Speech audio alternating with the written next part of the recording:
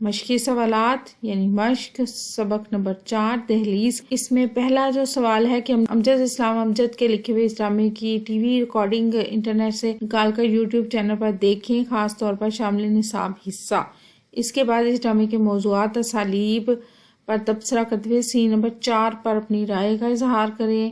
یہ جواب اس میں دیا ہوا ہے، آپ اسے پاز کر کے ریڈ کر سکتے ہیں۔ اگلا سوال ہے کہ امتیاز علی تاج کے معروف ڈرامے نارکلی کے مکالمے سن کر خاص طور پر شہزادہ سلیم کے شدت تاثر کے حامل مکالموں پر اپنی رائے کا اظہار کرنا ہے۔ تو یہ جواب دیا ہوا ہے ڈیٹیل کے ساتھ، آپ اسے پاز کر کے ریڈنگ کر لیں، اسکرین شاٹ لے لیں۔ درجہ ذیل عبارت میں اردو افسانے کے آغاز و فروغ میں اہم کردار ادا کرنے والے مختصر جو عناصر ہیں بیان کیے گئے ہیں، اشارات کے مطابق اس حوالے کی تفہیم، تنقید اور تجزیہ تبصرہ کریں۔ یہ اس کا جواب دیا ہوا ہے، آپ اسے پاز کر کے ریڈنگ کر لیں۔ درجہ ذیل پیراگراف کا مطالعہ کیجیے اور ڈرامے کے اجزاء ادبی محاسن کے حوالے سے دیے گئے سوالوں کے جواب دینے ہیں۔ پیراگراف یہ ہے، ریڈنگ کر لیں۔ سوال ہے، ڈرامے کے لیے کیا چیز ناگزیر ہے؟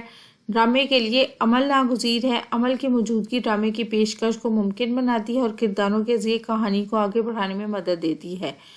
اگلا سوال ہے کہ ڈرامے کے اجزائے ترکیبی بیان کریں۔ ارسطو کے بیان کے مطابق ڈرامے کے اجزائے ترکیبی میں درجہ ذیل عناصر شامل ہیں: قصہ اور پلاٹ، کردار، الفاظ، خیال آرائی اور موسیقی۔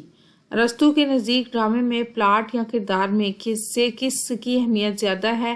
ارسطو کے نزدیک ڈرامے میں پلاٹ کی اہمیت سب سے زیادہ ہے۔ پلاٹ ڈرامے کی بنیاد ہوتا ہے اور تمام اجزاء کو ایک مربوط کہانی میں باندھتا ہے۔ ڈرامے کا بنیادی تقاضا کیا ہے؟ ڈرامے کا بنیادی تقاضا وحدت عمل اور اعجاز و اختصار ہے۔ یہ اس بات کو یقینی بناتا ہے کہ ڈرامے کی کہانی مربوط اور مختصر ہو، جس میں غیر ضروری تفصیلات شامل نہ ہو۔ پلاٹ کی ترتیب بیان کیجیے۔ ڈرامے کے پلاٹ کی ترتیب کچھ یوں ہے: آغاز، ارتقاء، نقطہ عروج، تنزل، اختتام۔ اس کے علاوہ موجودہ زمانے میں فلیش بیک کی تکنیک بھی استعمال کی جاتی ہے، جو کہانی کے پس منظر کو پیش کرنے میں مدد کرتی ہے۔ متشابہات یعنی متشابہ الفاظ، اس کی ڈیفینیشن دی ہے، یہ آپ ریڈنگ کر لیں۔ کافی دفعہ ہم پہلے بھی کر چکے ہیں۔ مندرجہ ذیل متشابہ الفاظ کو پہچان کر جملوں میں استعمال کرنا ہے، جیسے کہ اثر دو طرح لکھا جاتا ہے اور یہ دونوں کا میننگ الگ ہوتا ہے۔ متشابہ الفاظ اور جملے یہ دیے ہوئے ہیں، اسے آپ پاز کر کے ریڈنگ کر لیں۔ ساپ کو لاکھوں سے لفظ بنا کر جملوں میں استعمال کرنا ہے۔ یہ ساپ کے لاکھوں سے الفاظ